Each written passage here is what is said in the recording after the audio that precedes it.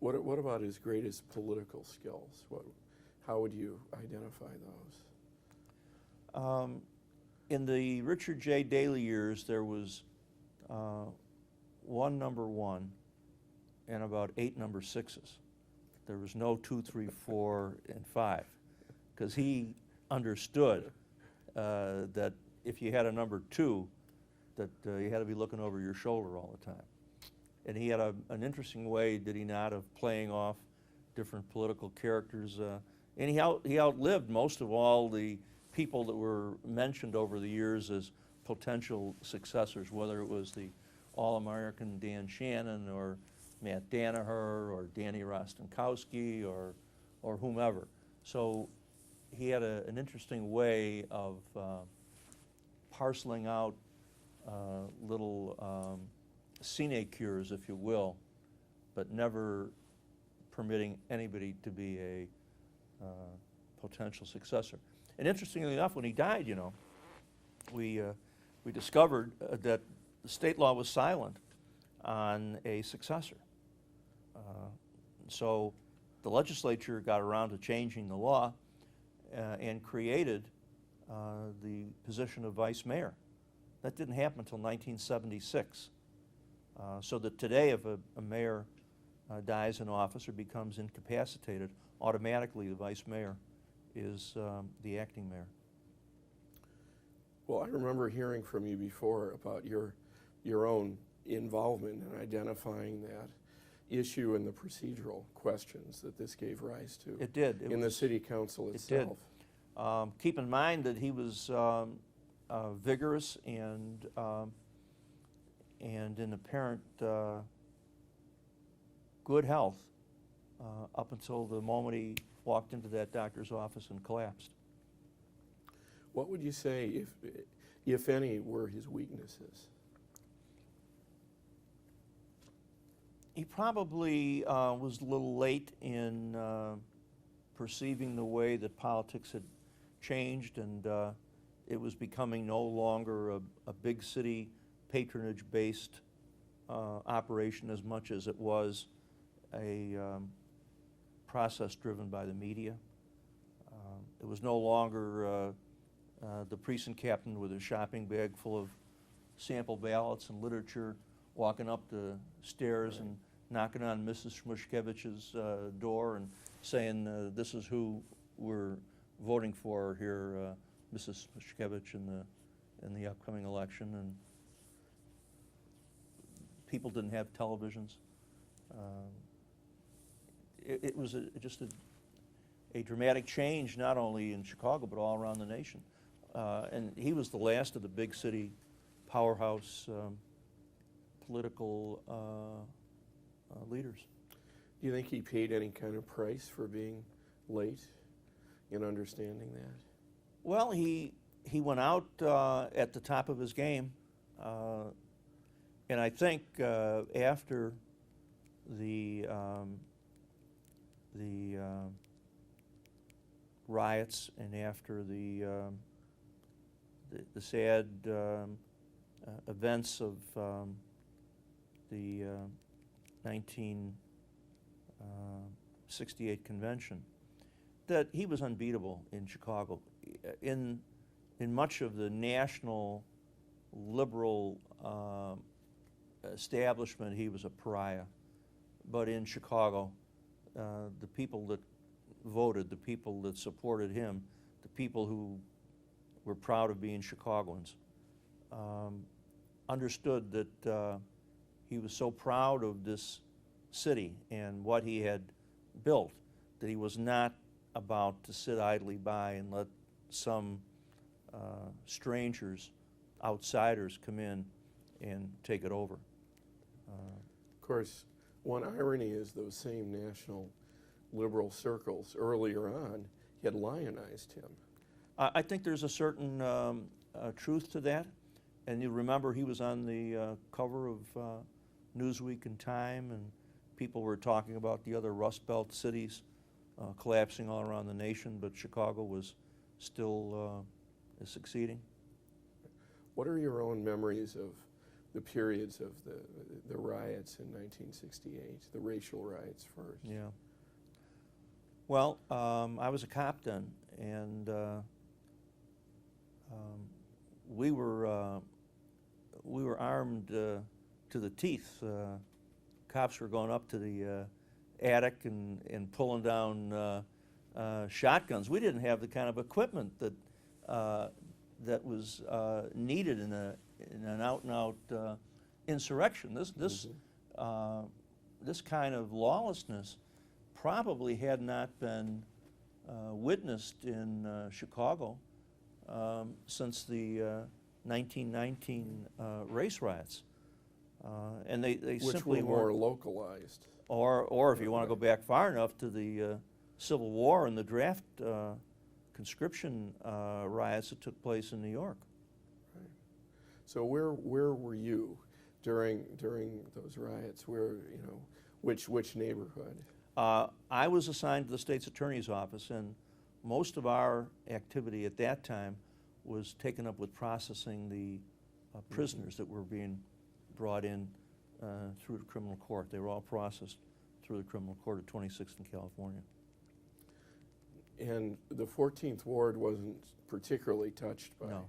by those events. No, it was the West Side that suffered all the damage. And if you think about this geographically, you know, the mayor had a plan to keep the downtown business district safe. The downtown business district, in a certain sense, is almost completely surrounded by a moat, which is the Chicago River. Right.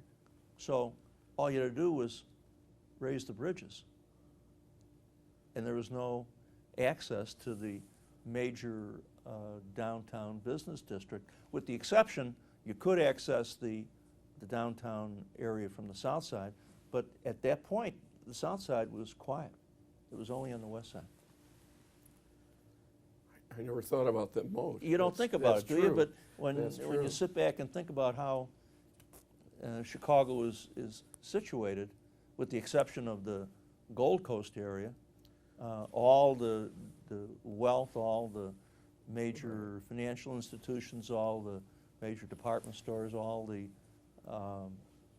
city government facilities are within that moat. I should say, are surrounded by that natural moat, the Chicago River. And I remember those days working, you know, living in the area myself. If you went west, Skid Row began immediately. Oh, yeah. When you cross the river. Today, the dynamic is very different because it's very upscale west of the river. There are offices and apartments and Absolutely. so forth.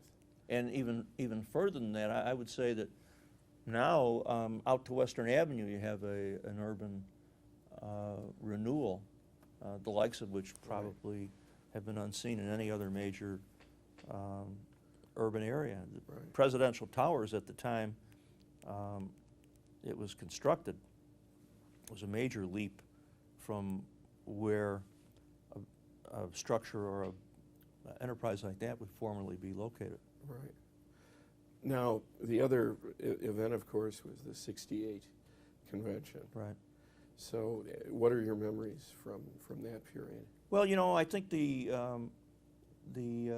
situation in America at that point could be likened to a tea kettle with a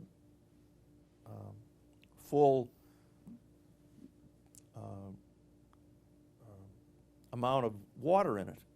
And when you turn that on, it's going to bubble and boil. And unless it has that little spigot on the top of the kettle to let the steam out, then it'll overflow. And what happened is that the city of Chicago was the spigot where the steam had to get out in 1968. And so coming on the heels of the major riots on the west side that spring, the assassination of Martin Luther King, the assassination Bobby Kennedy, the war in Vietnam, the protest movement, the ability of people to kick off the traces and violate the law with little, if any, sanction, I think all came together here in Chicago and created what one might refer to as the perfect storm. So, what would you say was the biggest political issue during the years of the late Mayor Daley? What continuing issue during that period? We've touched on a number of them already. Well, I think it was schools, wasn't it? Didn't Billy Singer, his last opponent in 1975, make it or attempted to make it a referendum on the ability of the public schools to educate the students? And you have to keep in mind too that there was a dual school system in Chicago. There was the Catholic school system and the public school system. So the leaders of Chicago had an alternative. If the schools in their neighborhood were bad, public schools, which they generally were, they went to the Catholic school.